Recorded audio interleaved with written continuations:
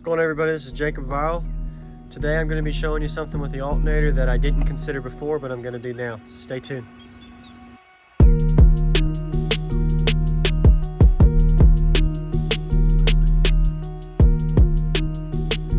So right now I have an alternator. This alternator is about 5 to 6 years old and it's still working for me. It is a 350 amp JS alternator, and right now I have a 6,000 watt amp that is on low power with battery power supply. So I have right around 200 amp hours of AGM to supply to the battery or to the amp, as well as I have like 40 to 50 amp hours to the vehicle. But keep in mind, anybody that has one alternator, you also got to consider your vehicle. So I have 40 to 50 amps from the battery reserve going to the vehicle, and probably about 40 to 50 amps from this alternator going to the vehicle. So let's just assume this 350 is a 300 amp alternator.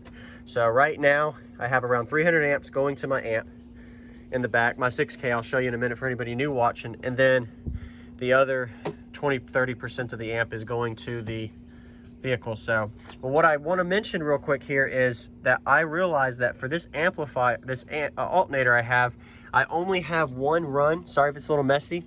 I have one run of zero gauge ran to the alternator, which I know it's a short run, but I should have considered this back when I had a 2-alt system. For anybody that's been watching for a while, I used to have another alternator here, but then I used to run 2 runs of zero gauge here and 2 runs here, but now I'm only running 1 run of zero gauge. So what that means is if you only have 1 run for an alternator, you're not going to be as efficient. You might not have enough current draw to supply. And here's another example. This is not the prettiest, sorry, I haven't gotten invested in terminals, but I have 2 runs going to the back, but I have 1 run going to the alternator. So there's an issue there. I do have a small stock gauge. It's like a 6 gauge or 8 gauge going to the alternator as well. You could consider, but I would rather want to line up. So if you have 2 runs going to the back, why not run 2 runs to the alternator? So what if I gained 20% efficiency alternator charge, since this is my direct line coming from my alternator to charge my battery in the back? You could also run a battery wire, power wire from the alternator straight to your system in the back. That would be highly recommended if you have the wire for it and you want to be a little more dangerous, because then you have a lot more line of connection of failure. Worst case scenario, underneath your vehicle and it hits the concrete and opens up. That's why you want to make sure you fuse everything. So somebody's wondering probably, I don't have any fuses, so I currently don't have a fuse ran to my alternator, to my battery. Not recommended. You want to run a battery fuse. I always run fuses to my back line because at any given time I can take these apart, not just for safety, but also if I don't want power run to the back when I'm working in the back of the amp rack for your amplifier. So, but I need to, everybody watching, make sure you fuse your alternator. Don't run like me. I personally just don't run a fuse here because I don't see a fuse ran direct from the alternator on the stock location. So I just made an assumption, you know, I don't need to worry about it. But still, fusing from the alternator is important for your power. So there it goes. I'm going to be running one more run of this zero gauge right here. Looks like I got a little bit of room in there. You can see I have a, yep, see the little bolt there. I got enough room to fit one more zero gauge terminal like I used to run. So, and I always keep the stock as well, just because why not? It's a little extra and you never know what can happen. So, but let's go ahead and get that ran. Stay tuned and I'll show you the results after. But let's go to the back real quick first to show you what I was talking about with the back. So another opportunity is I have with these two, I'll show you in the back. Here's the amp rack.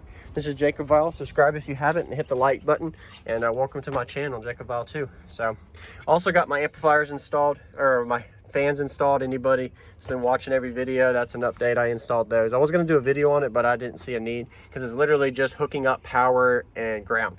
So, but so I've got the 2 runs here that are ran straight to my back battery. I only have one group 75. But what I wanted to mention back here is make sure you've got good connection on your battery, and if you can, have some kind of external attachment to it, kind of like I have, instead of just direct to the battery. They call them battery terminal mounts, or some kind of machine stock. I don't know. You could comment. Somebody can answer that. I'm not the best on knowing the word for them always. So 6,000 watt amp, but here's what it is. I've got 3 runs of zero gauge going to this amp from this battery, but I only got 2 runs coming from the back to the front. So I know I have good line of connection here to the front battery, but that alternator is still the main source keeping my batteries charged, reserved, and bringing the amperage power to my amp. So that one run back there, the wire is rated around 350 to 400 amps with that shorter run, but it's almost maxing out if I rev my engine, keep the RPM up for that size of an alternator. So anybody with a big alternator, definitely consider this. Even if you've got a 250 amp alternator, you want to make sure you run at least 2 runs. It's always better to double up. So that's what I'm going to do. I'm going to double up, run 2 of these, make sure I have 2 or 0 gauge in the alternator, as well as I've got 2 runs here that are just sitting, that when I used to have a bigger battery bank and I had 4 amps instead of 1 on my old build 2 years ago, I'm going to go ahead and hook these up and run fuses to the front as well. So by the end of this video, you'll see an update on that as well. So hopefully my goal for this video is to ramp up my wiring and show everybody how critical it is for your alternator to be able to run as much power reserve through your 0 gauge wire that you're running. And you want to consider that when you have an alternator. Invest in a little bit more wire if you can, as well as, if you didn't see my other video, you want to run 0 gauge runs from your ground of your chassis. So this is the chassis of the alternator. Make sure you run some grounds directly to your front battery and your back battery. Don't just ground your back battery on a chassis, like on the vehicle. You want to also run it directly grounded from your chassis of your alternator. The reason for is there's so much different connections in the chassis and points of fit that aren't connected correctly, and you could have a little bit of resistance difference. So if you're running a wire directly from the chassis of the alternator, you're not going to be battling through 5 or 6 connection points of the chassis of the vehicle, if that makes sense. I'm not the best at this with that, but hopefully that answers that question. If you have questions, comment as well. Subscribe once again, Jacob Vile. I'm about to get off of here, do what I just mentioned, and then give y'all an update when it's complete. I hope I answered some questions, and I really hope that these results will help improve your system as well. So upgrade your 0 gauge wire. Make sure you get OFC if you decide as well. That's another topic. You have to watch the other videos for that. But let me go ahead and work on adding the 0 gauge in, and then I'll get back to y'all with what I've got to do. So stay tuned. I'm back. Just finished running one more run of 0 gauge. I was planning, like I mentioned earlier, to get 2 runs of the 0 gauge, but I found out that I only had 1 fuse available in block. Plus I need to get some new wiring here, depending on what my option is, if I'm going to go lithium or AGM, so I don't know yet for my budget. But I put 2 more terminals here. I'll explain all of what I just did. So there's 1 more run of 0 gauge now ran down here. There was just that 1. Now you've got 2 run. Those 2 run.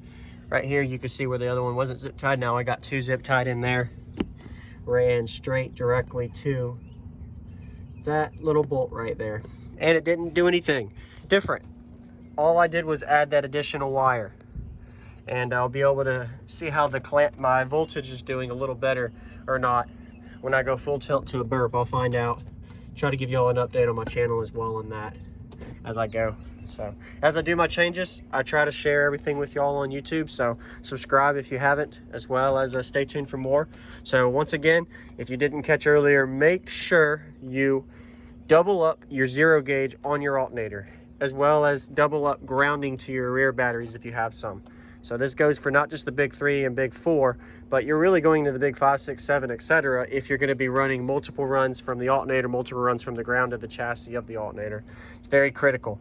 One other thing that I'm going to do in this video, not do in this video, but mentioned before I do it, is underneath, but I'll talk about that in a second. So I got the run here, ran to the front. So now I got a 3rd fuse. I was going to run 2 more runs of 0 gauge to the back, but I only do 1 instead since I didn't have another fuse. Plus I'm running out of room. It doesn't look like it's that efficient, but it works. I'm only running 1 amp, so a lot of wires to that, and I got the other wire just hidden in here, not connected in any power. So 1 extra run to the back, 1 extra run from the alternator. So that extra run from the alternator, like I mentioned earlier, is going to be really important and critical for this. So we will find out. So make sure y'all double up on your alternator power if you can. And then on the back, I ran 1 more wire here that wasn't there before. This little blue wire I have is literally just a voltage read wire. So that's a quick little note. I already have videos on how to wire those up on my channel. You got to check those out too. Just search wiring voltage meter, whatever. But right there, you want to always monitor your voltage. I might move that to on the amplifier, but I'd rather monitor the battery than the amp, just because I want to know what the voltage is on the battery. But they're all linked together. I mean, there's only like a 2-foot run of power. So, and I got one extra wire here still to use if I upgrade anything in the future, as well for battery power reserve or anything. But stay tuned for more, and I'll give you all an update soon on how the voltage is doing with just that extra run of 0 gauge to the alternator. Really excited and hoping for some good results for that. So subscribe, like, and make sure you comment what you think about this video if you're still watching. And I'll see you on the next one. This is Jacob Viral out. Thank you.